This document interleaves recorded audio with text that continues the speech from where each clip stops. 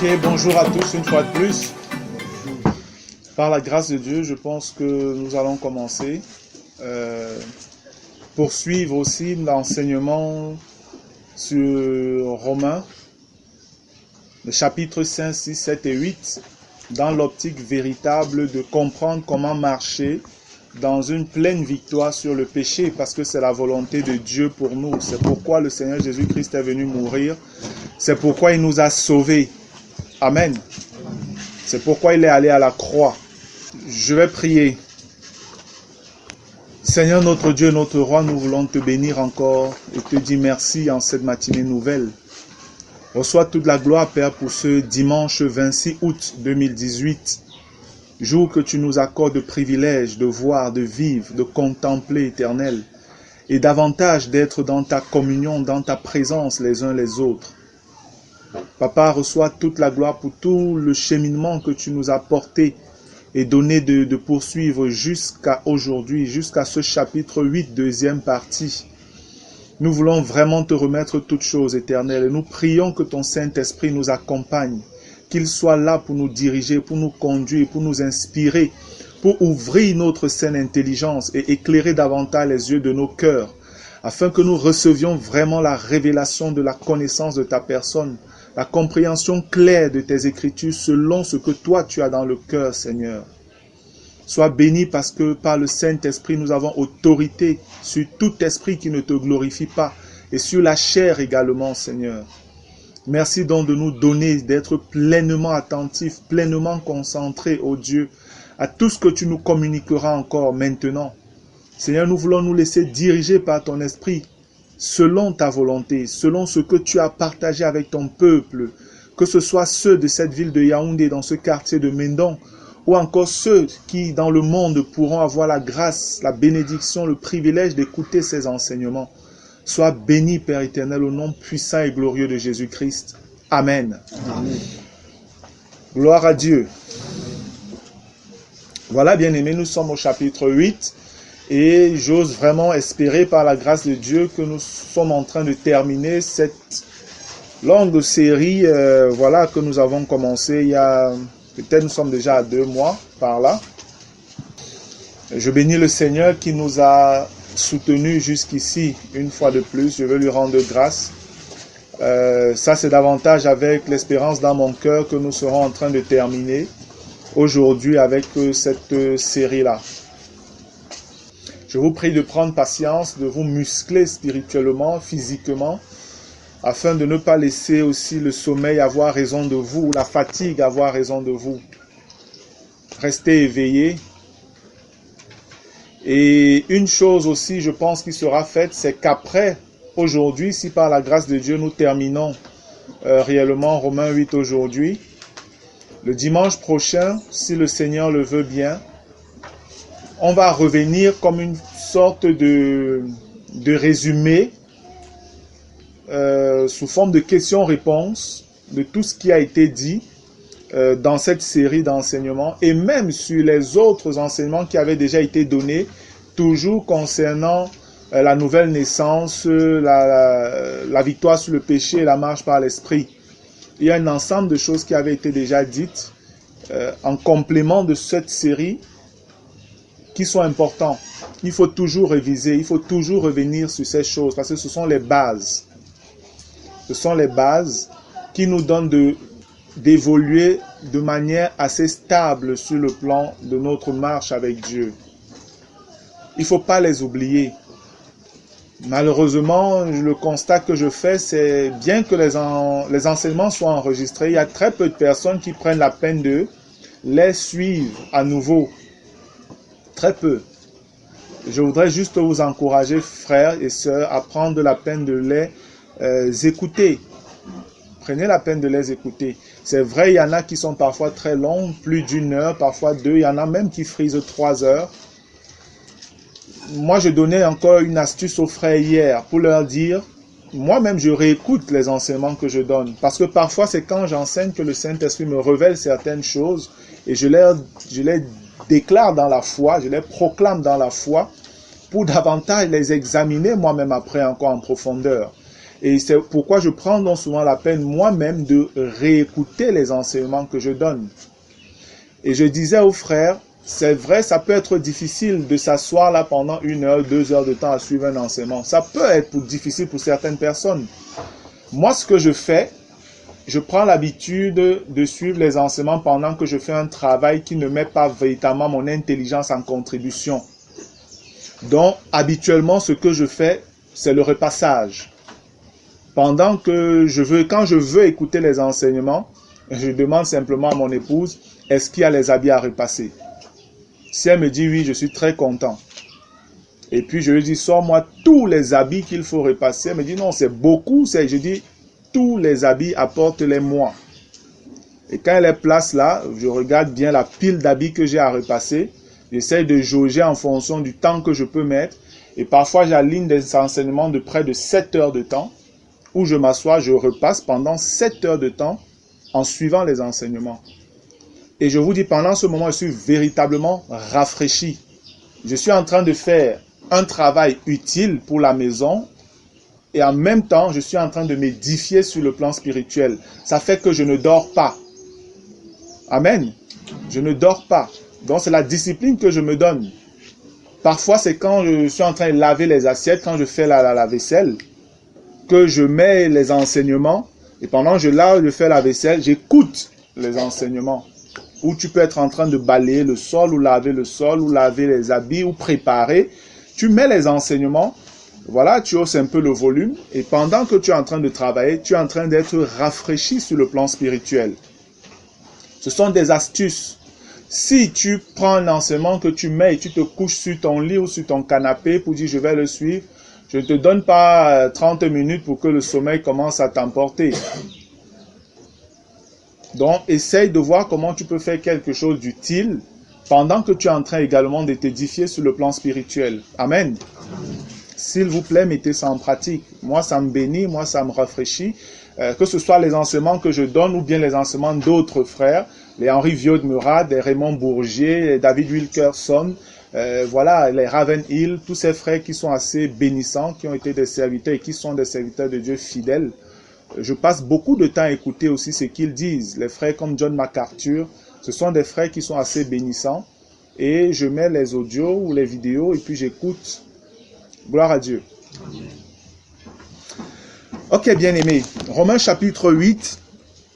La dernière fois que nous nous sommes retrouvés, il y a 2 dimanches de cela, parce que dimanche dernier, c'est notre bien-aimé frère Alex Ndong de Tchang qui a partagé ici.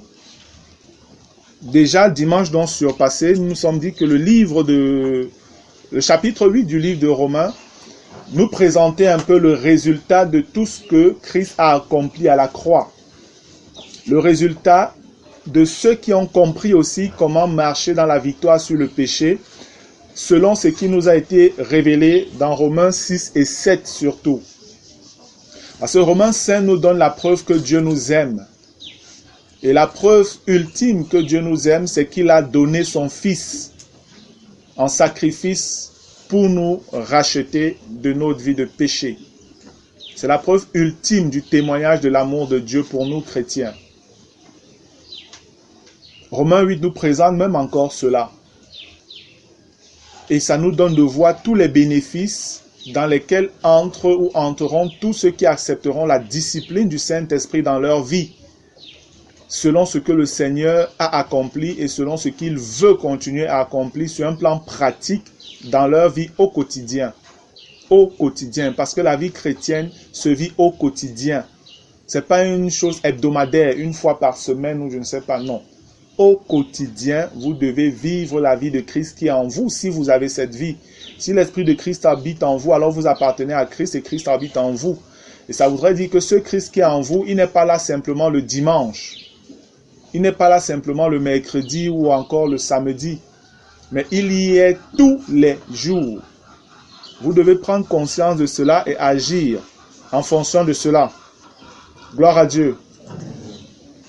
Pour nous, en tant qu'enfants de Dieu, il est vraiment important de connaître en qui nous avons cru. De telle enseigne que notre vie au quotidien soit le témoignage de cela.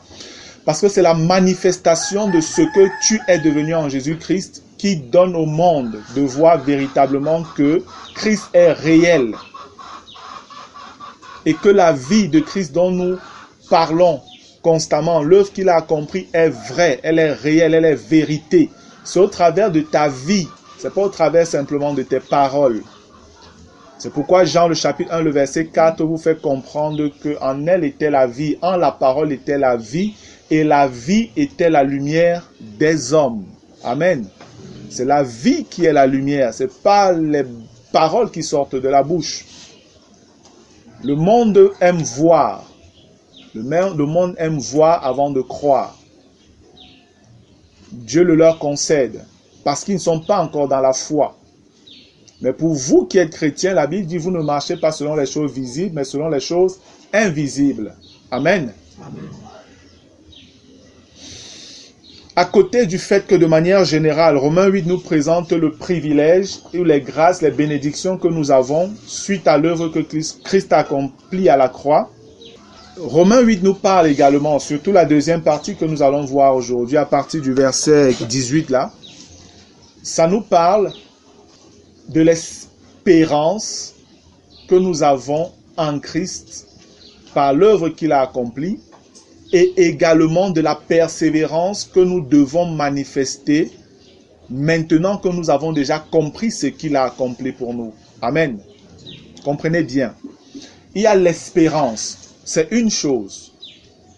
Ce que nous devons davantage attendre par rapport à ce que Christ a accompli. Romains 8 nous parle de ça. Et également la persévérance dans laquelle nous devons marcher toujours ou alors afin de pleinement bénéficier de tout ce que Christ a accompli. Dans les explications, vous comprendrez davantage ce que je suis en train de dire. Gloire à Dieu. Romains chapitre 8. Pour que nous revenions un peu dans le contexte, je vais remonter légèrement au verset 13. Romains chapitre 8, verset 13, il est écrit: si vous vivez selon la chair, vous mourrez. Mais si par l'esprit vous faites mourir les actions du corps, vous vivrez. Je vous disais déjà la dernière fois que nous avons commencé la première partie de Romains 8 que c'est aussi un chapitre assez fort, assez radical, où les paroles de l'esprit sont sans dissolution, sans négociation. Ou c'est ça, ou c'est pas ça. Dans Romains 8, il n'y a pas de choses à peu près, parce qu'on est là vraiment dans le domaine de la perfection. La marche sous la conduite parfaite du Saint-Esprit. Et si c'est Dieu qui conduit, Dieu ne fait pas d'erreur. Et ça aussi, c'est un élément de discernement, Romains 8, qui nous donne même de savoir est-ce que celui qui parle ou celui qui dit telle ou telle chose réellement marche même par l'Esprit. Parce que je vais vous dire, je pense pour ma part que il n'y a pas un sujet dont les chrétiens parlent autant que la marche par l'Esprit.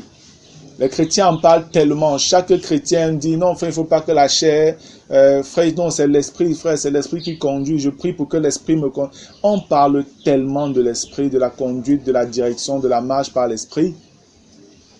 Malheureusement, si on veut voir, je vais être gentil, 95% des chrétiens passent le temps à parler de la marche par l'Esprit, de la conduite sous le couvert de l'Esprit. Mais la réalité maintenant, c'est que à peine 5% réellement marchent comme ça. C'est ça la triste réalité. Près de 95% en parlent, mais à peine 5% marchent réellement dans cette réalité-là. Comprennent même exactement ce que ça veut dire. Si vous vivez selon la chair, vous mourrez, mais si par l'esprit vous faites mourir les actions du corps, vous vivrez. Car tous ceux qui sont conduits par l'esprit de Dieu sont fils de Dieu. C'est ceux qui sont conduits par l'esprit de Dieu qui sont fils de Dieu. Et vous n'avez point reçu un esprit de servitude pour être encore dans la crainte. Mais vous avez reçu un esprit d'adoption par lequel nous crions Abba, Père. Amen. Nous n'avons pas reçu un esprit de servitude pour être encore dans la crainte parce que c'est l'esprit de liberté que nous avons reçu. Là où est l'esprit du Seigneur, là est la liberté. Cela est écrit dans 2 Corinthiens chapitre 3. Là où est l'esprit du Seigneur, là est la liberté. Et cette liberté nous donne de ne plus être dans la crainte. Parce que la Bible nous dit également dans 1 Jean que la crainte n'est pas dans l'amour. Amen. Si tu es réellement dans l'amour, c'est que tu es dans l'esprit. Parce que cet amour de Dieu est répandu dans ton cœur, selon Romains 5 par le Saint-Esprit. Si tu as dans le Saint-Esprit, l'amour de Dieu réellement réside en toi, et tu dois recevoir le témoignage que tu es réellement un enfant de Dieu, alors tu peux agir dans la liberté que Christ a acquise à la croix par son sacrifice, et davantage par sa résurrection. Amen. C'est important de comprendre cela. Parce que si tu ne comprends pas cela, tu ne seras pas dans la liberté, mais tu seras toujours dans la servitude, dans la crainte et en fait dans la condamnation de Romains 8.1 qui nous dit « Il n'y a donc maintenant aucune condamnation pour ceux qui sont en Jésus-Christ, qui marchent non selon la chair, mais selon l'esprit. » Et si tu n'as pas compris ça, alors tu demeureras toujours dans la servitude, tu demeureras dans la crainte, tu ne pourras pas agir avec liberté. Parce que tu n'as pas compris les ruses et les mensonges de la chair. Gloire à Dieu. Et vous n'avez point reçu un esprit de servitude pour être encore dans la crainte, mais vous avez reçu un esprit d'adoption par lequel nous crions « Abba, Père ». L'Esprit lui-même rend témoignage à notre esprit que nous sommes enfants de Dieu. L'Esprit lui-même rend témoignage à notre esprit que nous sommes enfants de Dieu. Ici, en réalité, c'est l'Esprit qui parle à l'Esprit. C'est ça la réalité des choses spirituelles. La réalité des choses spirituelles se passe véritablement dans le domaine spirituel. C'est d'abord dans le domaine spirituel que les choses se passent, avant que nous voyions la manifestation dans le monde physique. Et si toi, tu es là ou toi qui écoutes, tu n'as pas ce témoignage dans ton esprit par le Saint-Esprit de Dieu que je suis réellement enfant de Dieu, alors il est possible que tu ne sois pas enfant de Dieu. Même si un jour tu as récité une prière qu'on appelle prière de repentance, même si on t'a dit qu'on t'a plongé dans l'eau dont tu es né de nouveau et toutes ces choses-là, si tu n'as pas ce témoignage de manière personnelle dans ton cœur, vraiment il faut faire attention. C'est peut-être l'occasion de crier à Dieu et dire « Seigneur, qu'est-ce qui ne va pas? Est-ce que vraiment je t'appartiens? Moi, je veux t'appartenir. » Parce qu'il y a parfois des chrétiens, pour eux, quand ils se retrouvent seuls, c'est l'occasion pour eux de vivre une vie de péché, une vie de débauche, une vie d'iniquité. Quand ils sont seuls, parce qu'ils n'ont pas de frères et sœurs qui sont là pour les contrôler. Il n'y a pas de dirigeant pour dire « Attention, c'est grave. » Si vraiment tu es de ceux-là, il est fort possible que tu ne sois pas un fils de Dieu. Je le redis encore, si tu es de ceux-là, il est possible que tu ne sois pas un fils de Dieu. Parce que si tu es réellement un fils de Dieu, ce ne sont pas les hommes qui doivent être des gendarmes ou des policiers à côté de toi pour ta marche fidèle avec Dieu. Amen. Mais c'est l'Esprit de Dieu en ton esprit, en toi, qui est le gendarme, qui est la sonnerie, qui est l'alarme de police pour dire attention à ce que tu es en train de vouloir faire. Et parce que tu es conscient que tu es un porteur de Dieu en toi, alors tu vis une vie de sainteté où que tu te trouves. Amen. Que tu sois chez toi, avec ta femme, tes enfants, il n'y a pas de souci, tu es le véritable chrétien. Que tu sois au travail, tu demeures la même personne. Et même si c'est que tu es quelqu'un qui vit tout seul dans sa maison, son studio, sa chambre, tu demeures le même chrétien. Amen. Amen. Parce que tu es un temple de Dieu. Dieu est constamment là. Tu n'as donc pas de raison pour dire je suis tout seul, alors je peux me vautrer dans le péché. Il y a un problème. C'est qu'il y a un problème. Le chrétien, ce n'est pas celui qui est vraiment dans les apparences le dimanche et bien vêtu et tout ça. Non. Le chrétien, c'est celui qui est conscient qu'il y a quelqu'un qui est mort pour lui à la croix, afin qu'il ne vive plus dans le péché, et qui chaque jour trouve son plaisir à marcher dans la volonté de celui-là autant qu'il a la force pour le faire, par la grâce de Dieu. Je ne vais pas cesser de le répéter, parce que sinon on tombe dans la religion. Ça devient, je me calme la conscience en venant dans un lieu dit lieu de culte, pour peut-être 2 heures, 3 heures de temps, et après quand je rentre chez moi, je change de vêtements, et je commence à vivre comme je veux les autres jours. Tu n'es pas chrétien si tu vis comme ça. Tu n'es pas chrétien. Ne te trompe pas, tu n'es pas chrétien. Il faut que tu le saches. Et si tu n'es pas chrétien, tu es en train d'aller en enfer. Jésus, lui, il est venu afin de te sauver de la vie du péché, d'abord. Parce que c'est le péché qui te conduira à la mort, et la mort éternelle qui t'enverra finalement dans le lac de feu pour l'éternité. Mais Jésus est venu afin de t'affranchir du péché, afin que maintenant tu commences à vivre une vie qui plaise à Dieu. C'est pourquoi la Bible nous dit dans le livre d'Amos, prépare-toi à la rencontre de ton Dieu. Prépare-toi à la rencontre de ton Dieu. Et également, il est écrit toujours, 2 hommes marchent-ils s'ils ne se sont concertés. 2 hommes marchent-ils ensemble s'ils ne se sont concertés. Tu ne peux pas marcher avec Dieu si c'est que tu t'es pas assis et tu as fait cette rencontre, cette discussion avec lui pour dire, Seigneur, vraiment, je veux la paix. Lorsque le Seigneur Jésus dit, si quelqu'un veut aller en guerre contre un roi, il faut qu'il s'asseye et qu'il fasse la dépense. Est-ce que tel que je suis, je peux supporter d'aller combattre celui-là? Frère, ça parle d'abord de toi et de Dieu. Ça parle d'abord de toi et de Dieu. Tu es un homme pécheur, éloigné de Dieu et en guerre contre Dieu par ta vie de péché. Parce que Dieu t'a créé dans la sainteté puisqu'il est saint. Mais si tu t'es rébellé, même par ta naissance sur le plan adamique, Dieu a pourvu aux moyens afin que tu sortes de cette vie de péché et que tu sois réconcilié avec lui. Dans ta marche, tu es en train d'aller quelque part. Il y a une finalité à ta marche et cette finalité, c'est l'éternité. Et Dieu est sur le chemin de l'éternité. Au final, c'est lui que tu rencontreras et tu lui feras face un jour. Qui que tu sois, tant que tu es vivant sur cette terre, tu feras face à Dieu un jour. Oui, tu lui feras face un jour. Tous les hommes verront Dieu. Sachez-le. Tous les êtres humains verront Dieu un jour, face à face. Mais le problème n'est pas de le voir. Le véritable problème serait, tu le verras dans quelles conditions? Est-ce que tu seras un pécheur en face d'un Dieu en colère devant un pécheur? Parce que là, tu n'auras pas d'avocat.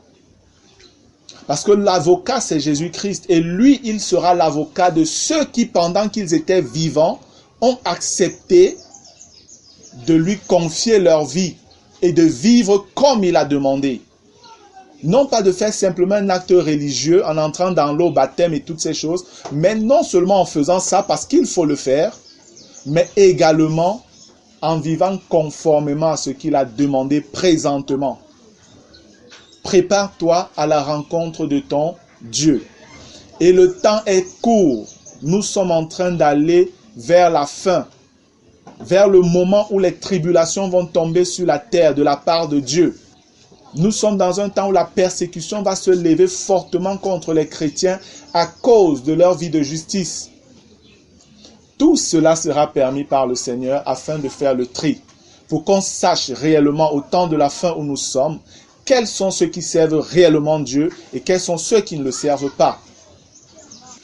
Je prie que le Seigneur te donne de comprendre ce qui est en train d'être dit et que le Saint-Esprit fasse trembler ton cœur afin que tu comprennes la pertinence, la force capitale de ce que je suis en train de dire, parce qu'il est question de ton éternité. Oui, tu feras face un jour à Dieu, mais dans quelle posture? Est-ce que tu seras devant ce Dieu-là en tant que pécheur repenti, pardonné, lavé par le sang de l'agneau? qui entrera dans ses bonnes grâces pour l'éternité, ou alors tu feras malheureusement partie des orgueilleux qui ont cru qu'ils pouvaient se sauver par eux-mêmes et par leurs bonnes œuvres. Alors là, tu seras perdu pour l'éternité. Parce qu'aucune bonne œuvre ne peut changer ta nature. Le problème, c'est ta nature. Ce ne sont pas les œuvres bonnes ou mauvaises que tu fais. Le problème, c'est ta nature. C'est elle qui doit être changée d'abord. Gloire à Dieu. L'Esprit lui-même rend témoignage à notre esprit que nous sommes enfants de Dieu.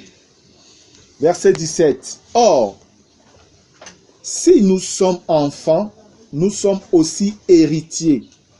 Héritiers de Dieu et co-héritiers de Christ. Si, toutefois, nous souffrons avec lui, afin d'être glorifiés avec lui. Amen. Vous savez, la Bible est tellement claire, elle est tellement merveilleuse. J'aime ce livre, parce que c'est le livre de Dieu, c'est le livre qui dit la vérité. Et la Bible ne transige pas parce qu'elle utilise le langage de Dieu. Il y a un langage que les hommes peuvent comprendre. Le langage de la croix. Amen. Je bénis le Seigneur pour la croix. Gloire à Dieu. La croix est un instrument de mort qui fait très mal. C'est dur. La croix titille la chair dans ses plus profonds retranchements. Ça va chercher au plus profond là-bas où tu veux te cacher. La croix arrive là-bas. Pourquoi? Parce que la croix fonctionne avec la lampe du Saint-Esprit. Tu vas te cacher comment? Le Saint-Esprit sonde même les profondeurs de Dieu. Amen. Amen. Toi, pauvre mortel fini, comment tu vas faire? Ce que tu es en train de cacher là, ce que tu espères que Dieu ne va pas voir, ce que tu espères que non, jamais Jésus ne va te toucher. T'inquiète, la croix est en chemin éclairée par la lampe du Saint-Esprit. Il arrive. Le Saint-Esprit arrive, la croix est là. Ça va toucher là-bas et ça va faire mal. Et tu vas devoir choisir. Soit tu acceptes de laisser la croix faire son travail, soit alors tu te compromets et tu quittes le chemin du salut. C'est ça la vérité. Souviens-toi que c'est ceux qui sont conduits par l'Esprit qui sont réellement fils de Dieu. Dès que tu quittes le chemin de la croix, ce n'est plus l'Esprit qui te dirige, c'est la chair qui te dirige. Et la chair n'aime pas souffrir. La chair n'aime pas perdre. Elle aime simplement emmagasiner. Malheureusement, elle emmagasine tout. Et elle emmagasine surtout ce qui est mauvais. La croix, par contre, vient couper, retrancher, émonder, comme dit le Seigneur dans Jean au chapitre 15. Ça coupe tout ce qui est un blocage à l'épanouissement de la vie de Christ en toi. Plus ça coupe, dès que c'est coupé, c'est que tu as accepté que le Seigneur fasse son travail. Et quand le Seigneur a fait cela, il ne laisse pas ce lieu vide. C'est rempli par la vie de l'Esprit. Amen. Au fur et à mesure que tu permets que la croix coupe, ça fait mal, mais c'est rempli par la vie de l'Esprit. Ça coupe, ça remplit en même temps. Ça coupe, ça remplit en même temps. C'est ça l'œuvre merveilleuse que le Saint-Esprit accomplit dans nos vies. C'est ce que la Bible appelle le perfectionnement des saints. Amen. Amen. Le perfectionnement des saints. Ça passe, c'est vrai, par les enseignements, mais les enseignements sont là pour vous préparer à atteindre le côté pratique. Et ça ne manque pas. Il y a un côté théorique avec Dieu, mais il y a un côté pratique avec Dieu. Gloire à Dieu. Or, si nous sommes enfants, nous sommes aussi héritiers, héritiers de Dieu et co-héritiers de Christ. Si toutefois nous souffrons avec lui, afin d'être glorifiés avec lui. Si tu ne souffres pas avec Christ, tu ne seras pas glorifié avec lui. N'espère pas, c'est ce que la Bible dit. Romains 8 ne transige pas. Ou tu acceptes de souffrir selon les directives du Seigneur par rapport à ce que la croix fait, ou tu refuses, tu ne souffres pas, tu te plais ici, tu es bien, tu vis comme tu veux, selon les convoitises de ta chair, selon les désirs, les volontés, les passions de ta chair. Il n'y a pas de problème, tu es libre, vas-y, vis comme ça. Mais le moment vient où quand tu mourras, tu seras enseveli et tu iras dans l'enfer.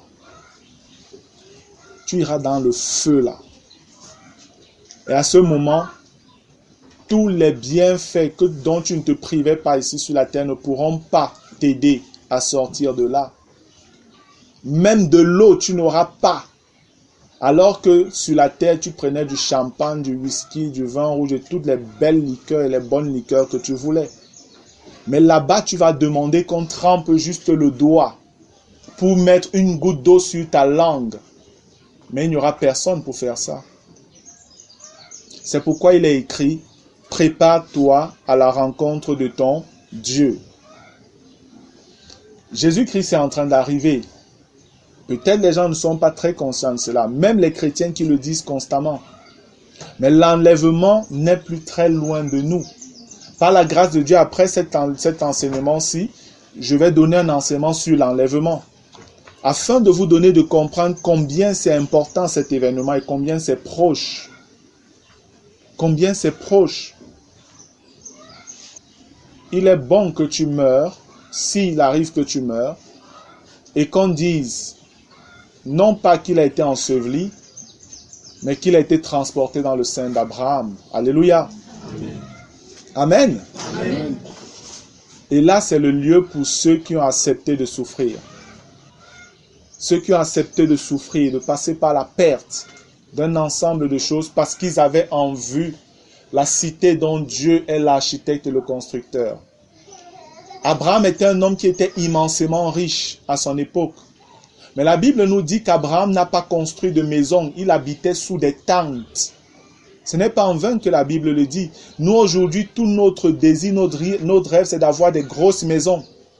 Les maisons les plus grosses. Mais la Bible nous dit qu'Abraham, il était fortement riche. Mais il n'a pas construit de maison. Il habitait sous des tentes. Et on nous dit pourquoi il habitait sous des tentes. Parce qu'il avait le regard porté vers ce que Dieu avait construit. Voilà ce qui était l'objet de son cœur. Et tous ceux-là qui ont vraiment cet objet, ce cœur-là, sont réellement fils d'Abraham. Amen. En dehors de ça, tu peux chanter et réciter tout ce que tu veux d'Abraham qui est le père de la foi. Jean-Baptiste dirait, de ces pierres-ci, Dieu peut susciter des enfants à Abraham. Amen.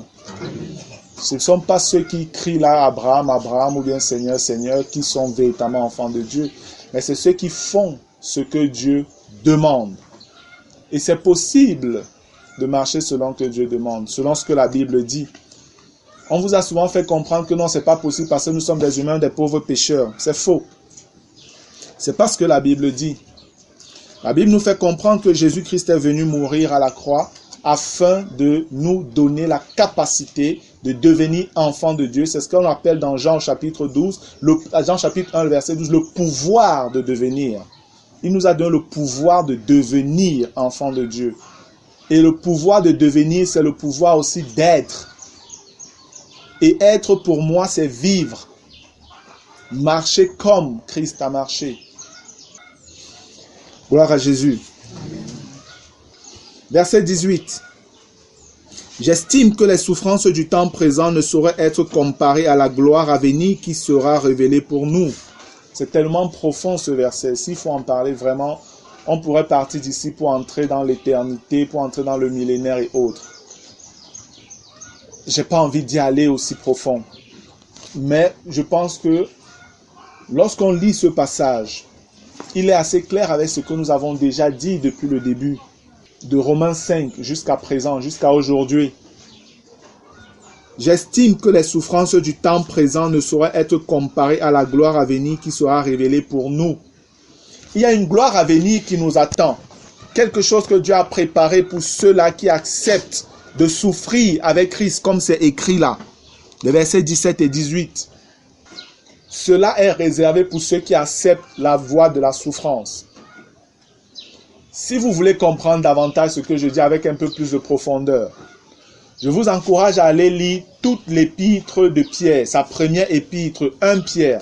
Lisez 1 Pierre, tout 1 Pierre, et vous allez voir réellement que là-bas, il est fortement révélé que pour atteindre la gloire de Christ, il faut passer par la souffrance et il n'y a pas un autre chemin. Quand le Seigneur a commencé à m'enseigner ce que c'est que le message de la croix, c'est au travers de 1 Pierre que le maître l'a davantage fait. Il m'avait dit, médite, étudie profondément 1 Pierre. Et c'est avec ça que mon épouse et moi, nous avions commencé. Et je vous dis, bien aimé, c'est ce livre-là, cette épître, qui nous a soutenus tout le long de la formation que Dieu nous donnait, qui était dure. Parce qu'on a souffert la nudité, on a souffert la famine, la faim, la soif, la pauvreté, on y a été vraiment à fond.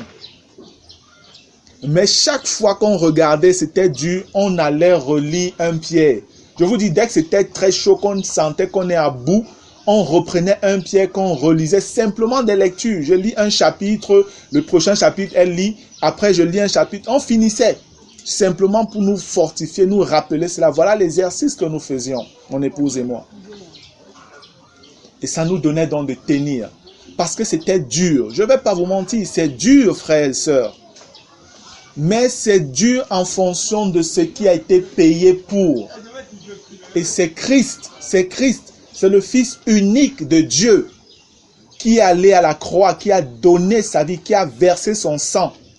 Ça ne peut donc pas être quelque chose de bonbon chocolat comme on essaie de vous présenter aujourd'hui dans vos chaînes chrétiennes, télé et tout ça là. Non, c'est pas vrai. C'est un mensonge. Le chemin de la croix est un chemin solitaire. C'est un chemin douloureux. J'estime que les souffrances du temps présent ne sauraient être comparées à la gloire à venir qui sera révélée pour nous. Vous voyez comment Dieu, à son niveau, malgré la grandeur des souffrances que nous devons passer, il minimise. Je suis désolé de le dire comme ça parce que c'est vrai, c'est comme ça, moi je comprends. Dieu minimise, Dieu simplifie toutes les souffrances que tu peux traverser. Est-ce que tu n'as pas de maison? Ok, d'accord. Est-ce que tu n'as pas de travail? Ok, d'accord. Est-ce que tu n'es pas marié? Tu n'as pas d'enfant? Je sais pas, tu as perdu ton mari, tu as perdu ta femme, tu as perdu tes enfants, tu as perdu ton boulot. D'accord. Mais Dieu dit tout ça n'est rien en fonction de ce que lui te réserve pour l'éternité. Ça peut être dur de le dire comme ça. Mais Dieu qui a réservé cette chose pour toi sait ce que c'est. Son fils est passé par ces souffrances-là. Et il a accepté de souffrir pour la gloire de son Père. Et aujourd'hui, il est assis à sa droite, sur le trône le plus élevé, la place la plus haute dans l'univers. Et pour l'éternité. Et sachez bien que c'est la même place que le Seigneur nous réserve à tous les vainqueurs. Hier, à la rencontre de prière, on a davantage parlé des vainqueurs. C'est qui un vainqueur? C'est ce que nous avons davantage médité hier. C'est les vainqueurs que Dieu est en train de rechercher. Et ce sont ceux-là qui acceptent de souffrir. Prends les épîtres, les lettres que le Seigneur adresse aux 7 églises d'Asie dans Apocalypse chapitre 2 et 3. Et vois ce qu'il dit à celui qui vaincra, à celui qui vaincra, à celui qui vaincra. Regarde ce qu'il promet là-bas. C'est merveilleux. Bien-aimé, c'est pour dire qu'il n'y a rien, il n'y a véritablement rien que tu devrais mettre devant la gloire que Dieu a réservée pour toi. Et je disais hier aux frères, il n'y a rien ni personne qui peut t'empêcher d'être un vainqueur de Christ si ce n'est encore toi-même. Je le répète encore, il n'y a rien ni personne qui pourrait t'empêcher d'être un vainqueur si ce n'est toi-même. C'est toi qui décides. Dieu a tout fait, il a mis à ta disposition. Qu'est-ce que tu en fais? Amen. Amen. Verset 19. Aussi la création attend-elle avec un ardent désir la révélation des fils de Dieu. Car la création a été soumise à la vanité, non de son gré, mais à cause de celui qui l'y a soumise, avec l'espérance qu'elle aussi sera affranchie de la servitude de la corruption pour avoir part à la liberté de la gloire des enfants de Dieu. Verset 19. Aussi la création attend-elle avec un ardent désir la révélation des fils de Dieu. C'est tellement merveilleux de comprendre ça. Même la création ici parle davantage de la nature aussi. La nature. La nature même, les arbres, le sol, la terre. Voilà, tout ce que vous voyez autour de vous là. les fleurs et tout ça, même les animaux, ils attendent la révélation des fils de Dieu. Le mot révélation ici, c'est le même mot pour apocalypse. En grec, c'est apocalypsis, qui veut dire manifester, révéler, dévoiler.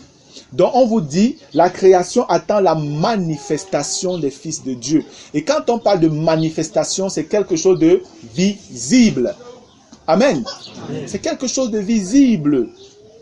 Et il n'est pas question simplement d'entrer directement dans le contexte du millénaire. Non. Aujourd'hui, la création attend cette manifestation des fils de Dieu. Aujourd'hui. Parce que dans la création, il y a aussi les païens là qui font partie de la création. Ils veulent voir des gens qui vivent conformément à la parole, qui peuvent leur donner de penser, de croire que c'est possible. Si elle vit comme ça, si il vit comme ça, pourquoi moi je ne vivrai pas comme ça? C'est ainsi que ta vie est claire, ta vie est une lumière. Et ça donne donc à tes voisins, tes collègues, les membres de ta famille, à venir vers toi et dire, mais attends, comment toi tu fais pour pouvoir vivre comme ça? Et c'est l'occasion pour toi d'annoncer le message qui délivre. Amen. Amen. La prédication de la croix est la puissance de Dieu pour le salut de quiconque croit. Amen.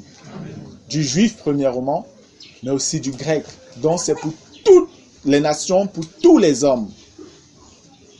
Mais cela dépend de toi. Comment tu vis? Est-ce qu'en toi, on voit vraiment la manifestation d'un fils de Dieu, d'une fille de Dieu, dans ta manière de parler, dans ta manière de t'habiller, dans les lieux que tu fréquentes, dans les compagnies que tu amènes? Est-ce qu'on voit véritablement la manifestation d'un fils ou d'une fille de Dieu? Pose-toi la question. Aussi la création attend-elle avec un ardent désir la révélation des fils de Dieu. Car la création a été soumise à la vanité, non de son gré, mais à cause de celui qui l'y a soumise. Ici, on nous dit que la création a été soumise à la vanité. Tout ce qui est vanité est éphémère. Dans la création aujourd'hui, la Bible nous révèle par ce passage que si vous voyez les arbres, qui à un moment sont petits, grandissent, ils sont tout beaux, après ils sont géants comme ils sont géants là, mais vous commencez à voir les fleurs, ou alors les feuilles qui sèchent, qui meurent, qui s'effritent, qui tombent. En fait, c'est lié au péché d'Adam et de Ève. C'est pourquoi les feuilles des arbres sèchent. Ce n'était pas dans le plan de Dieu. Si vous voyez aujourd'hui des tremblements de terre qui tuent des centaines de personnes, des centaines de milliers de personnes, c'est à cause du péché d'Adam et Ève. Le péché a détruit, souillé, gâté tout ce que Dieu avait fait dans la perfection. De la même manière que le péché ruine la vie des hommes, ou un être humain créé en Adam, dans le plan de Dieu, à être réellement comme son créateur, à cause du péché d'Adam, a été dénaturé.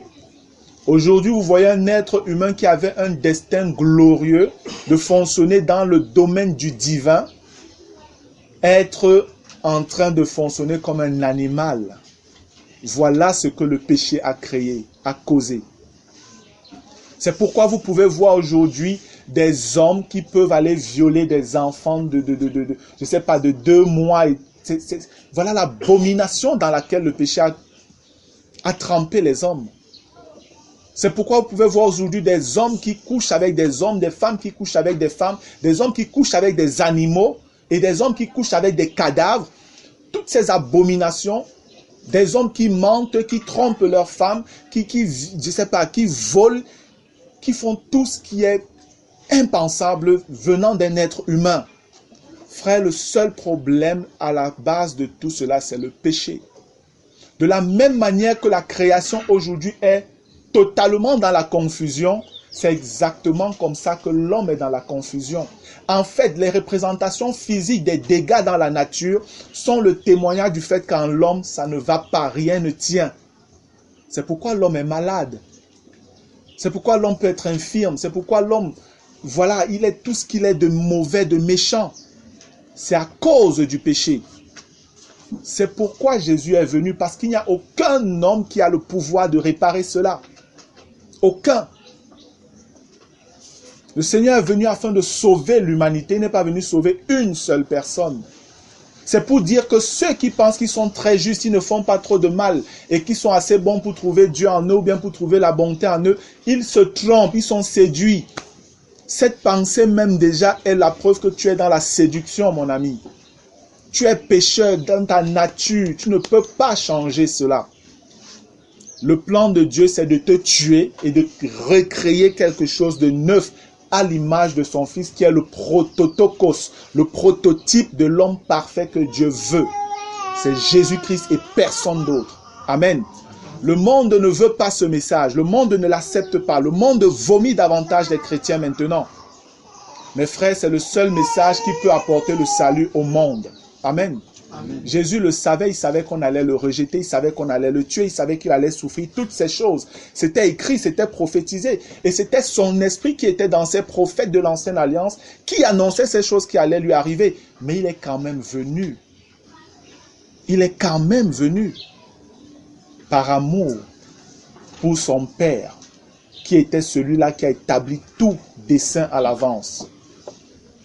Et parce que son Père nous aimait, le Fils est venu pour être la rançon, pour satisfaire le cœur du Père. C'est pour ça que nous sommes sauvés. Amen. Nous sommes sauvés sur la base d'une relation d'amour de Jésus et de son Père. Parce que le Fils a aimé le Père et que le Père aimait le Fils. Le Fils, voyant le chagrin du cœur de son Père à cause de la créature d'amour que le Père avait créée dans son amour. Le Père a établi un plan de salut. Et il a demandé, qui veut aller sauver les hommes pour moi? Parce que mon cœur saigne de les voir aller toujours à la perdition. Leur cœur est toujours porté vers les choses mauvaises. Qui veut aller les sauver? Il a présenté comme ça le cahier de charge. Voici tout ce qui attend celui qui va partir. La Bible nous révèle que dans le ciel, les gens tournaient le regard.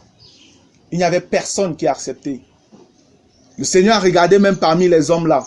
Tous sont pervertis. Personne ne suit la voie droite. Chacun a fui. Personne n'était même intéressé par ce qu'il disait. Il a regardé plus bas même encore. Sous la terre, sous la mer. Personne, toutes les créatures même qui avaient conscience de Dieu, chacun a dit, le genre de machin que tu dis là, moi je ne suis pas chaud pour porter ça. Oh Dieu, son Fils, son unique, c'est lui qui est venu et qui a dit, moi, j'irai. Amen. Amen. J'irai au Père pour faire ta volonté. Alléluia. Amen. J'irai au Père pour faire ta volonté.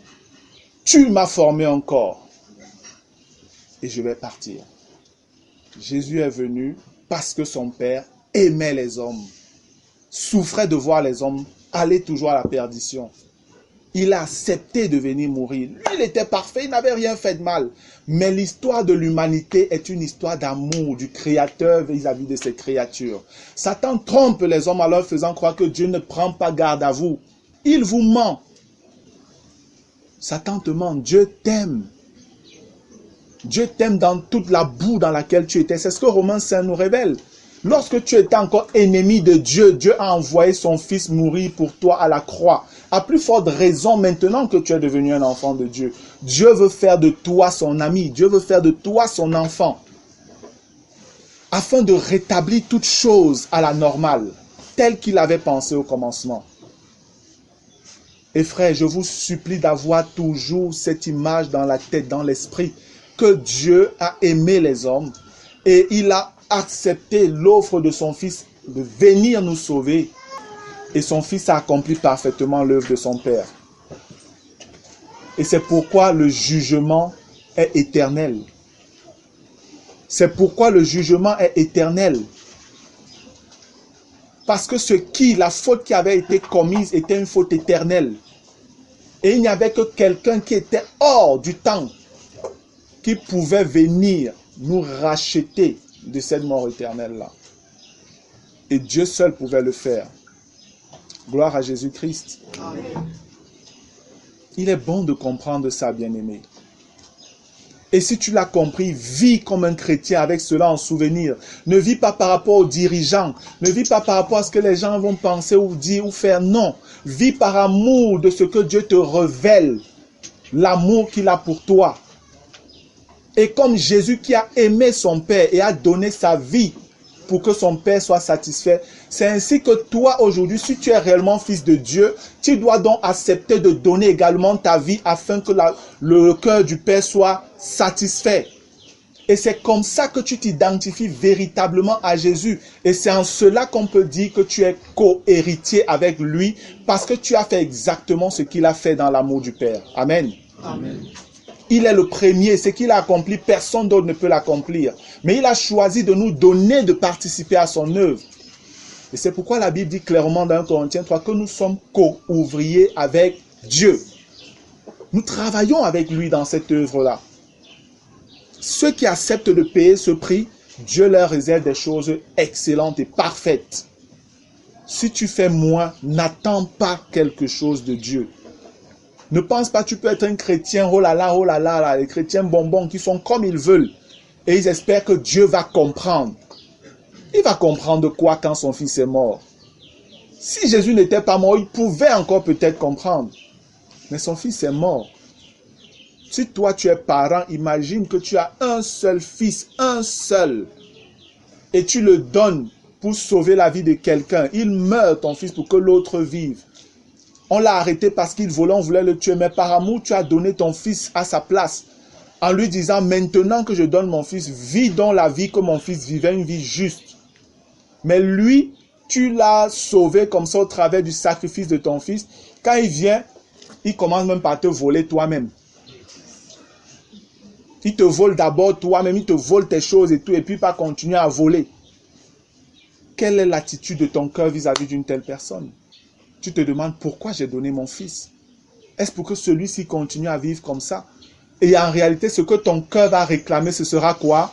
Justice. C'est pourquoi Dieu est un Dieu de justice, frère.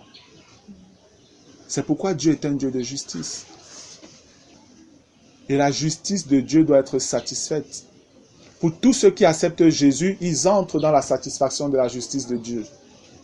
Pour tous ceux qui refusent Jésus, ils sont hors de la justice de Dieu.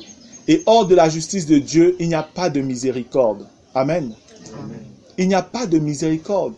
Tu seras jugé sans miséricorde si tu ne te donnes pas à Jésus d'une manière radicale par ta vie. Par ta vie. Non pas par la prononciation de quelques mots spirituels ou religieux, non. Par ta vie. La création elle-même, elle est là, elle attend. Elle veut voir cela se manifester. Et comme la création a été détruite par le péché, c'est ainsi aussi, c'est l'image de l'homme qui est détruite par le péché. De la même manière que Dieu nous amène à la nouvelle naissance pour restaurer toutes choses, c'est comme ça que la création profitera aussi de l'œuvre que Christ a accomplie pour les hommes. La création va bénéficier également de cette restauration. Amen. Amen. C'est ce que Romains 8 nous révèle. Verset 20. Car la création a été soumise à la vanité, non de son gré, mais à cause de celui qui l'y a soumise, avec l'espérance qu'elle aussi sera affranchie de la servitude, de la corruption, pour avoir part à la liberté de la gloire des enfants de Dieu. On nous dit clairement, elle sera affranchie de la servitude, de la corruption. La corruption parle de tout ce qui s'effrite, tout ce qui se dégrade, tout ce qui se détruit, tout ce qui est éphémère. C'est ça en fait. Même notre corps, on parle de la corruption de notre corps physique. Il va falloir que ce corps corruptible revête l'incorruptibilité. Avec l'espérance qu'elle aussi sera affranchie de la servitude de la corruption pour avoir part à la liberté de la gloire des enfants de Dieu. Or, nous savons que jusqu'à ce jour, la création tout entière soupire et souffre les douleurs de l'enfantement. Si même la création soupire et veut la liberté, à plus forte raison les hommes. Les animaux qui sont là en guerre, entre eux, entre les hommes, Ça n'a jamais été le dessein de Dieu. C'est les conséquences du péché. Si aujourd'hui un lion peut te voir et il te bouffe, c'est à cause du péché. C'est le péché qui a déprogrammé le lion. Au début, ce n'est pas comme ça que le lion était. Le lion était herbivore. Il mangeait seulement les herbes. Et c'était des herbes fraîches, toujours fraîches, des herbes qui n'avaient jamais flétri, dont les fleurs n'étaient jamais fanées, des herbes qui étaient toujours vertes, bien arrosées par la rosée du ciel et tout ça. Voilà, super belle. Mais à cause du péché, les choses ont changé. Le lion ou les animaux entrent en guerre avec les hommes qui étaient censés être leurs supérieurs, leurs chefs. De la même manière qu'aujourd'hui, les êtres humains entrent en guerre avec Dieu qui était leur chef, qui est leur chef. C'est comme ça que les animaux se comportent aussi. Le temps vient avec Christ et son œuvre, ou bien aimé, c'est tellement glorieux de comprendre ces choses, que Jésus est venu et l'œuvre qu'il a accomplie pour le salut des hommes. La création entre en bénéfice de cela. Écoutez bien. Une fois à Douala, à Ndokoti, j'ai vu un groupe de personnes qui défilaient avec les pancartes disant qu'ils défendent les droits des animaux. Et ils écrivaient, même certains avaient écrit « Jésus est mort aussi à la croix pour les animaux ». Si je veux réfléchir profondément, je peux dire, je comprends ce qu'ils veulent dire. Mais je suis sûr que ce qu'ils écrivaient, en fait, ça avait plutôt la connotation même d'un blasphème. Parce qu'il n'est dit nulle part dans les Écritures que Jésus est venu mourir pour les animaux. Nulle part. Par contre, il est clairement écrit que le Seigneur est venu mourir pour sauver les hommes. Amen. Amen. On ne dit nulle part que le Seigneur est venu mourir même pour sauver la création en termes de terre, machin. Non. Mais on parle des hommes. C'est l'homme qui était le chef, le summum de la création de Dieu. Et quand Adam, à qui Dieu avait remis la pleine autorité pour régner sur toute la création, les animaux et tous les arbres, les fleurs et tout ce qui existe, a péché, Adam, qui était le chef, a transmis comme ça le pouvoir à Satan. Et comme Satan, lui, c'est le destructeur, on dit qu'il vient seulement pour détruire, pour tuer, pour égorger. C'est à cause donc du péché venu de Satan que la création est dans l'état où il est. La création est dans cet état, il y a ces conflits. C'est la preuve que ce n'est pas Dieu qui a le plein contrôle des choses maintenant. Il a laissé la chose à Satan parce que l'homme a péché. Parce que l'homme a péché. Quand vous regardez au verset 20, car la création a été soumise à la vanité, non de son gré. Non, ce n'est pas par sa propre volonté, ce n'est pas que la création a péché. C'est pourquoi on dit non de son gré, ce n'est pas elle qui était le problème. Les animaux ne pêchent pas. Les animaux n'ont pas d'esprit éternel comme les hommes. Les arbres et tout ça ne pêchent pas. C'est pourquoi on dit non de son gré. Mais à cause de celui qui l'y a soumise. Ça nous révèle quoi? Vous pouvez comprendre ce verset à deux niveaux. Celui qui a soumis la création à cette vanité, c'est d'abord Adam par son péché. Et la personne qui a scellé cette chose-là à cause du péché d'Adam, c'est Dieu, le Créateur. Parce que tu as fait ça, voilà les conséquences désormais. Même pour te nourrir, tu vas souffrir. La terre là va te produire les ronces. Ça va être difficile pour manger. La sécheresse, le ciel sera fermé désormais. Ce sera dur. Voilà en fait la réalité, les conséquences du péché d'Adam. Donc la vérité, c'est que le chef ayant péché, c'est toute la création, tous ceux qui étaient sous lui qui ont souffert. C'est facile à comprendre. Dans une entreprise, si le chef gère mal, c'est tous les employés qui souffrent. Nous sommes d'accord? Dans une famille, si les parents sont irresponsables, c'est tous les enfants qui encaissent. C'est comme ça en fait. Alors que les enfants n'ont rien fait. Alors que les enfants n'ont rien fait. Vous pouvez être dans une entreprise où les employés se battent, ils bossent. Mais si le patron, lui, prend l'argent et va jouer et faire la java, comme on dit, c'est clair qu'après, les employés qui ont passé tout le temps à travailler, ils n'ont rien. Ils souffrent. C'est ainsi que la création n'avait rien fait de mal. Mais parce que Adam a chuté, la création a écopé. Mais mon cœur se réjouit quand je pense à Jésus-Christ qui est le second Adam. Amen. Amen. Lui, il a obéi parfaitement à Dieu et en lui, toutes choses sont restaurées désormais dans la volonté de Dieu. C'est pourquoi il est dit qu'il est le prototype. Enfin, quand on dit qu'il est le premier-né de la création, c'est pour dire qu'il est le prototype. Ça ne veut pas dire qu'il a été créé. Non. Ça veut dire la création parfaite que Dieu veut. C'est en Christ qu'on commence à voir cela. Dans la première création, le Seigneur a créé la lumière, les plantes et tout. Et l'homme, il vient créer les hommes, les êtres humains en dernier. Mais dans la création qui va entrer dans l'éternité, il a commencé par l'homme. Amen. C'est d'abord l'homme qui a été créé en premier. C'est d'abord l'homme. De la même manière qu'Adam avait d'abord été créé, c'est comme ça que Christ est créé d'abord. Et l'Église est en train d'être davantage préparée. Comme Ève également avait été préparée pour être donnée à Adam, l'Église est préparée pour être donnée à Christ. Alléluia. C'est un plan tellement merveilleux. C'est toujours une histoire d'amour. Amen. C'est toujours une histoire d'amour. Et Christ maintenant, ayant ramené toutes choses, comme au commencement, dans son sacrifice, les animaux également vont entrer dans cet univers nouveau-là. La création même va entrer dans cet univers nouveau. Dès l'époque du millénaire, vous allez voir ça. On va vivre ça dans le millénaire. C'est pourquoi il est écrit dans Ésaïe au chapitre 11 que le moment reviendra où le lion mangera de la paille comme le bœuf. Ça, c'est le fruit, ce sont les résultats de l'œuvre que Christ a accomplie. Et comprenez bien, frères, que nous parlons de Romains 8, qui nous a présenté ce que Dieu a manifesté dans son amour dans Romains 5. C'est qui nous a présenté de la victoire que nous pouvons avoir sur le péché dans Romains 6. Et il nous a montré comment détecter celui qui est le problème en nous dans Romains 7. Et il nous dit, si vous avez compris cela, alors vous vivez maintenant comme les maîtres de la création. Amen. Et c'est ça marcher par l'esprit.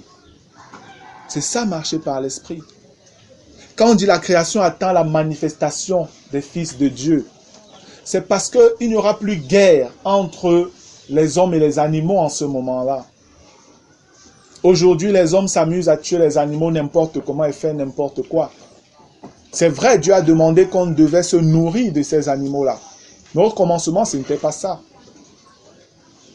Et vous ne péchez pas si vous mangez aujourd'hui les animaux. Vraiment, vous ne péchez pas. Mais il y en a qui pêchent dans leur rapport avec les animaux. Les gens, parce qu'ils ont beaucoup d'argent, ils vont faire le safari, ils vont en brousse au Kenya, au Cameroun, un peu partout en Afrique, et ils tuent les animaux juste pour leur plaisir. Parce qu'ils ont gagné beaucoup d'argent et puis ils vont en vacances, pour se distraire, ils viennent en Afrique, ils tuent les animaux qui laissent même pourrir en brousse, comme ça, juste pour s'amuser. Ils tuent les animaux juste pour s'amuser, c'est pas bien.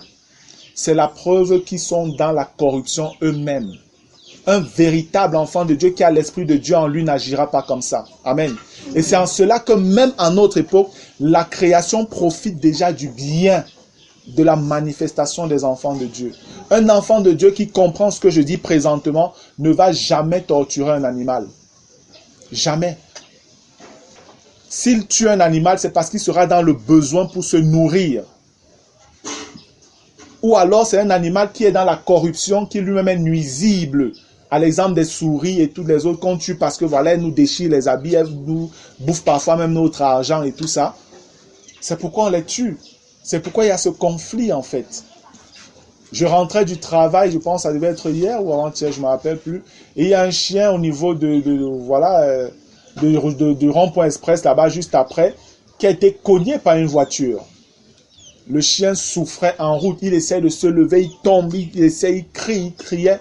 J'ai eu tellement mal de voir cet animal souffrir que j'ai commencé à prier pour lui. J'ai commencé à dire, Seigneur, je te supplie au nom de Jésus, accorde la paix et le calme à cet animal. Seigneur, s'il te plaît, calme-le. Je ne sais pas, mon cœur a tellement été touché de compassion pour cet animal, un chien. Mais je vous dis, pendant que je priais, il y avait des gens au bord de la route qui voyaient, ils riaient, ça les amusait. Ça les amusait. Ça montre simplement ceux qui sont fils de Dieu et ceux qui sont fils du diable. Je ne sais pas que je les condamne, non, mais c'est pour montrer la réalité du monde dans lequel nous sommes. Amen. La parole est vraie.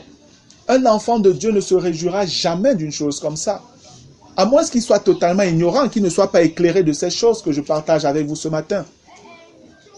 Mais si tu es éclairé, tu ne prends pas plaisir à voir un animal qui est en train de souffrir et tu continues à le faire souffrir. Non, il y a un problème. C'est que tu as un problème. La création doit être protégée par nous. C'est vrai qu'il y a des organisations et des organismes dans le monde qui le font de manière charnelle et même vraiment poussés par Satan. Lorsqu'on vous parle des Greenpeace, on vous parle de l'organisation de protection des animaux et tout ça là. Ces gens, c'est Satan qui est derrière ce qu'ils font. Parce que ce sont des personnes qui prennent les animaux à un niveau même plus élevé que les hommes. Voilà encore comment Satan pervertit les choses. Tu vas voir quelqu'un qui refuse de se marier parce qu'il préfère avoir un animal. Il vit avec une chienne, c'est sa femme, et voilà, il l'aime tellement, il prend soin, machin et tout ça, il fait tout ce qu'il veut. Il prend soin de l'animal plus que d'un homme. C'est une abomination devant Dieu d'agir comme ça. C'est une abomination devant Dieu d'agir comme ça.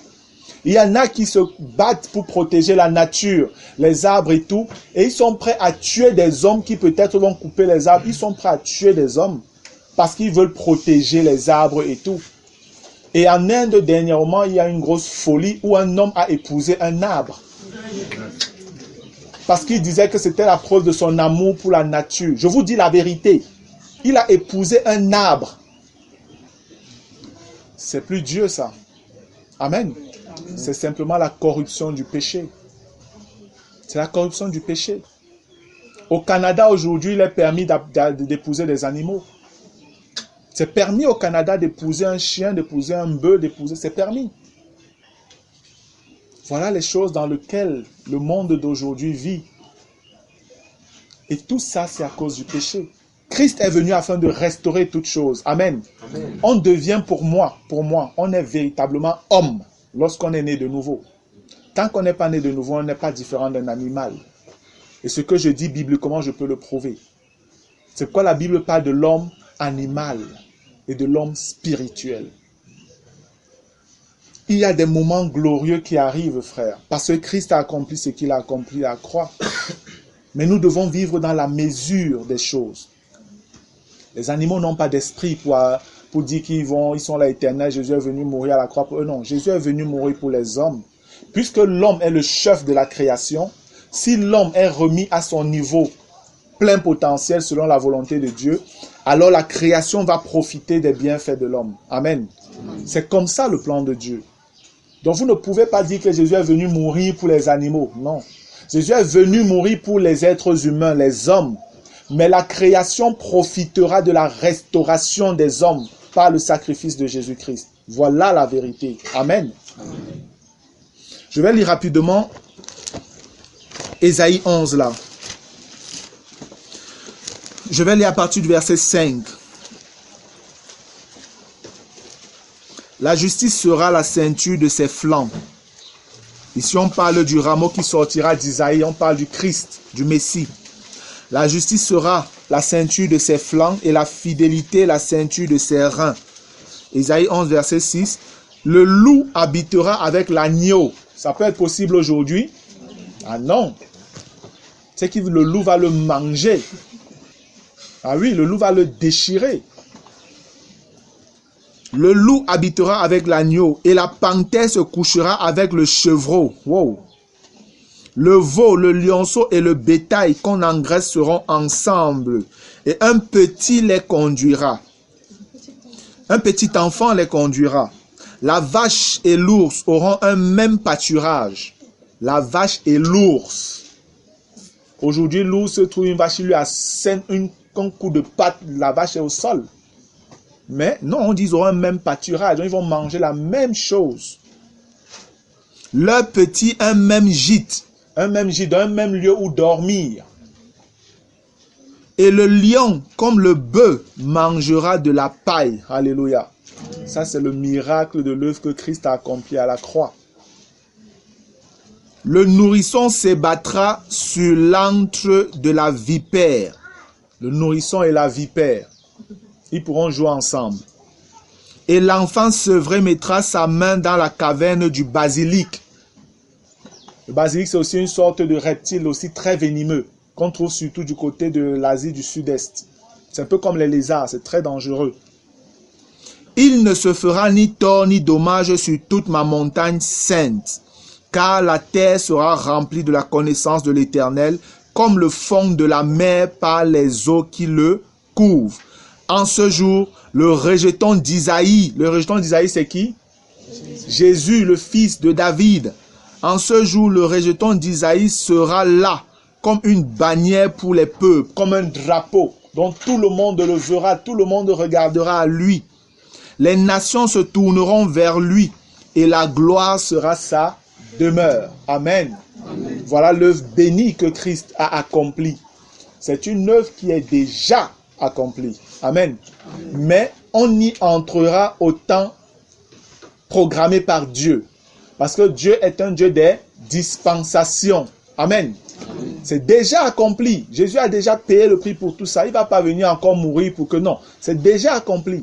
Mais il y a un temps pour que ces choses-là soient manifestées. Et quand on regarde le contexte d'Ésaïe 11 par exemple, ce sera pendant le millénaire. Amen. Amen. Quand Jésus viendra instaurer son règne, son royaume sur la terre pendant 1000 ans. Vous verrez ces choses-là. Vous qui aurez la grâce de tenir ferme, d'accepter la vie de la croix, vous aurez le privilège d'être là aussi pendant ce moment et vous serez dans vos corps de gloire. Ce ne sera plus le corps de corruption. Ce sera un corps incorruptible que la maladie et rien, aucune infirmité, pas de péché ne pourra plus toucher.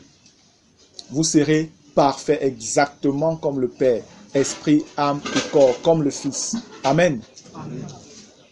Gloire à Dieu. Amen. Romains 8, verset 22. Or, nous savons que jusqu'à ce jour, la création tout entière soupire et souffre les douleurs de l'enfantement, dont elle-même elle veut entrer dans cette nouvelle vie-là. Peut-être on ne voit pas ça, mais sachez que même parfois les tremblements des terres et toutes ces choses, c'est les cris de la création, de la nature. On veut que ça change, on veut que ça change. Les arbres, voilà, le vent qui parfois se soulève, tous ces trucs, ça montre le dérèglement qu'il y a à la création. On dit, qu'est-ce qui ne va pas? Pourquoi on ne peut pas aussi être en paix? Verset 23.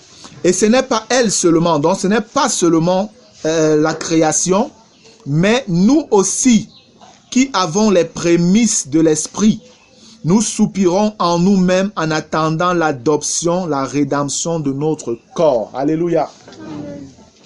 Nous soupirons, frère. Je soupire, je suis persuadé qu'il y a plusieurs personnes qui soupirent. C'est surtout ceux qui sont malades. Il y a le frère Alex qui lève la main, il soupire grave. C'est surtout ceux qui sont malades qui soupirent parfois, ceux qui ont des douleurs dans leur corps. Ceux dont le corps, vraiment, ça ne va pas. Toujours des malaises, des malaises et des malaises. Ils soupirent pour les chrétiens. Comment je fais pour quitter ce corps? Comment je fais pour être en paix? Comment je fais pour ne plus avoir mal? Jusqu'à quand, Seigneur? Quand est-ce que tu viens pour que vraiment ce corps corruptible soit englobé, totalement avalé par l'incorruptibilité? Que je revête mon corps de gloire, où je n'aurai plus mal, où je ne serai plus toujours affalé sur le lit, toujours couché, toujours en train de crier de douleur. Jusqu'à quand, Seigneur? La rédemption du corps. Quand on parle de rédemption, c'est racheter quelque chose en donnant une rançon, un prix, une valeur. C'est ce que Jésus a fait. C'est déjà accompli aussi ça. C'est déjà accompli. Jésus l'a déjà accompli, frère. Mais la réalité, c'est que Dieu est un Dieu des dispensations. Vous devez le retenir, c'est important même pour la lecture de la Bible, l'étude de la Bible. C'est important de comprendre ça. Parce que si on voulait entrer dans la pleine réalité de ce que Jésus a déjà accompli, dans le plein héritage, maintenant, en vérité, personne ne tomberait plus malade. Amen. Amen. Tous ceux qui ont cru en Jésus, normalement, ne devraient plus tomber malades. Parce que Jésus a payé pour ça. Mais la vérité, c'est que ce n'est pas la dispensation où cela va entrer. La Bible nous révèle clairement dans Ésaïe dans quelle dispensation cela va se faire. Et c'est dans le millénaire.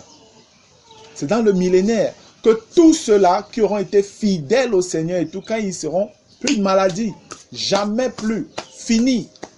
La Bible dit clairement, personne ne dira plus je suis malade. C'est écrit. C'est écrit, il n'y aura plus de maladie. Comment être malade? Ça vient d'où? Satan sera pris, jeté dans l'abîme pendant 1000 ans. Les démons et tout ça là vont être balancés pour la plupart de vraiment très très loin de la vie des hommes. la terre sera un peu comme le ciel, parce que Dieu va descendre. Emmanuel, Dieu avec nous, va se manifester donc sur la terre. C'est où Jésus vraiment sera là, l'Emmanuel. Il habitera avec les hommes. Le grand repos du sabbat, la 7e et dernière fête de l'Éternel. Gloire à Dieu, ce sera glorieux, ce sera merveilleux. Amen. Amen. Les anges vont marcher en route, là tu les crois, tu les salues, voilà, Michel, comment tu vas? Allez, Gabriel, comment tu vas? Ils pourront marcher, vous pouvez les voir, voilà, ce serait super. Vous allez plus voir des manifestations de gloire que les abominations qu'on voit aujourd'hui là dans la rue. Tu n'auras plus besoin de fermer ta porte à peut-être tous les cadenas que tu as achetés dans la quincaillerie parce qu'un brigand ou des brigands vont venir te voler, te taper, machin. Non, tout ça va disparaître. Le millénaire est un temps de paix. Amen. C'est pourquoi Christ est aussi appelé le prince de paix. Il n'y aura jamais de paix sans Jésus-Christ. Amen. Jamais personne n'aura la paix dans son cœur s'il n'a Jésus. Jamais il n'y aura de paix sur la terre tant que la terre n'acceptera pas Jésus. Jamais. Le monde avec toutes ses folies, les hommes politiques et toutes leurs folies pensent qu'ils peuvent. Ils ne peuvent pas. Le petit conflit qui les menace là-bas à Israël, ça fait combien d'années qu'ils allaient arranger, on voit alors. S'ils sont si forts que ça, allez arranger Israël. Si les hommes arrangent Israël, je ne crois plus en Jésus-Christ, parce que Jésus aurait menti. S'il y a un homme qui arrive à mettre la paix en Israël, qu'il n'y a plus de problème en Israël, voilà, c'est bon, c'est fini. C'est fini, je ne crois plus en Jésus. Parce que même quand l'Antichrist viendra, il va les séduire. Paix seulement pour 3 ans et demi, après, boum, ça va encore se casser. Conflit à nouveau. Gloire à Dieu. Amen. Donc voilà, bien-aimés, vous devez comprendre ces choses, vous devez connaître ces choses et vivre dans l'espérance réelle de ces choses-là. Les maladies vont disparaître. C'est vrai, aujourd'hui, on est malade. Mais la rédemption de notre corps a déjà été payée. Amen. Ça a déjà été payé. Le Seigneur nous fait la grâce de goûter à la puissance du siècle à venir. Dans le fait que quand quelqu'un est malade, un homme, une femme, un frère, un païen, voilà, vous qui avez Christ en vous, vous qui êtes nés de nouveau, vous pouvez prier. Le Seigneur, dans sa volonté, guérit la personne. Il guérit la personne, il peut le faire. Quand il le veut, le Seigneur le fait. Mais je veux que vous compreniez que Dieu agit selon les dispensations, c'est important. J'ai envie de faire une petite digression là-dessus par rapport, pour compléter peut-être cet enseignement. C'est davantage ce que j'ai ressenti dans mon cœur. Concernant la guérison du corps physique, le Seigneur vraiment est puissant pour guérir. Amen. Amen. Je sais très bien de quoi je parle. Je l'ai expérimenté dans ma propre vie. En priant pour moi, ou bien d'autres ont prié pour moi, j'ai obtenu des guérisons merveilleuses dans ma propre vie. Et le Seigneur, dans sa grâce, m'a utilisé à plusieurs reprises pour prier pour des gens qui étaient vraiment malades et parfois des maladies qu'on disait incurables et qui ont guéri. J'ai vécu une expérience merveilleuse où la chair d'une grosse blessure profonde, en moins de 24 heures après que j'ai prié, la chair a été totalement restaurée. Ça a grandi jusqu'à fermer totalement la blessure, en moins de 24 heures. Donc je crois réellement à la puissance de la guérison au nom du Seigneur Jésus. Amen. Amen. Mais nous devons bien comprendre que Dieu agit en fonction des dispensations. Je ne veux pas que tu culpabilises parce que tu es malade et puis voilà, tu pries, tu n'obtiens pas de guérison, tu vas pas à l'hôpital. Non, si tu pries, tu n'as pas de guérison, va à l'hôpital. Va à l'hôpital. Ou si tu connais, je ne sais pas, une plante, une écorce que tu peux faire bouillir, ou je ne sais pas trop quoi, qui peut t'aider, n'hésite pas à faire ça. Parce que parfois on culpabilise et la chair nous amène à culpabiliser. On croit que nous sommes incrédules, c'est pourquoi on va à l'hôpital. Ce n'est pas vrai, ce n'est pas écrit ça. Ce n'est pas écrit. Je sais qu'il y a des frères qui enseignent de manière merveilleuse la parole de Dieu. Mais il y a parfois qui, sur ce plan-là, par rapport à la guérison divine, je partage par leur avis. Parce qu'ils agissent sans prendre en compte la notion de dispensation. Parce que ces frères donnent de comprendre que non, si un chrétien est malade, s'il a la foi, il va automatiquement guérir. s'il ne guérit pas, c'est parce qu'il n'a pas la foi. Moi, je ne suis pas d'accord. La Bible ne dit pas ça. Parce qu'en réalité, celui qui est malade n'a même pas toujours besoin d'avoir la foi. C'est toi qui pries, qui devrais donc avoir la foi pour lui. Amen. Si tu es donc aussi fort, si tu as autant de foi, alors soutiens-le dans sa faible foi. Soutiens-le, guéris-le.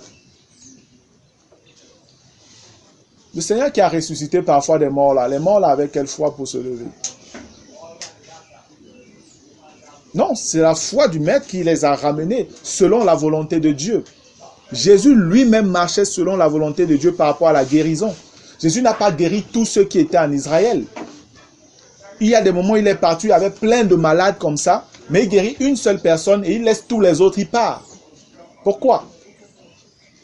Regardez dans Jean 5, vous allez voir, plein de malades étaient là couchés. Il a guéri une seule personne et il est parti. C'était celui-là que Dieu voulait guérir. Le Seigneur savait pourquoi.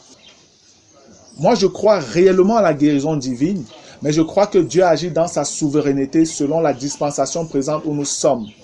Nous ne sommes pas encore dans le temps de la dispensation où tous les chrétiens seront guéris s'ils prient, où il n'y aura peut-être même plus de malades. Ce n'est pas vrai. La Bible a clairement défini le moment. C'est pendant le millénaire où les hommes, chacun dit, personne ne dira plus je suis malade. Mais dans le temps où nous sommes, frères, il y aura toujours des malades. Des frères comme des païens seront malades. Et ils ont la liberté d'aller à l'hôpital. Si après peut-être que les frères priés n'obtiennent pas de guérison, va à l'hôpital. Si à l'hôpital toujours il n'y a pas de résultat, alors tu n'as pas d'autre choix que vraiment t'accrocher à Dieu. Amen. Parce que ce qui est impossible aux hommes est possible à Dieu. Tant que les hommes peuvent faire quelque chose, ne te dérange pas, vas-y, tu ne pèches pas. Tu ne pèches pas.